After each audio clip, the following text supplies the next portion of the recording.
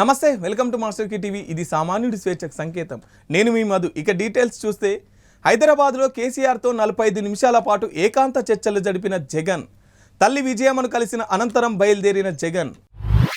అద్దె బస్సు యజమానులతో చర్చలు సఫలం. టీఎస్ఆర్టీసీ దృష్టికి 5 అంశాలు, కమిటీ ఏర్పాటు. తెలంగాణ నుంచి సోనియా గాంధీ పోటీ చేయాలని కోరుతూ కాంగ్రెస్ తీర్మానం. లోక్సభ ఎన్నికల్లో 17 సీట్లలో గెలిపే లక్ష్యంగా పనిచేయాలని పిలుపు. వాణిజ్య కార్యకలాపాలపై తెలంగాణ భవన్కు రెవెన్యూ శాఖ నోటీసులు. పార్టీ ఆఫీసులో, టీవీ ఛానల్స్ ఆఫీసులో నిర్వహణపై నోటీసులు. షర్మిలను రాజకీయ ప్రత్యర్థిగానే చూస్తామన్న మంత్రి పెద్దిరెడ్డి.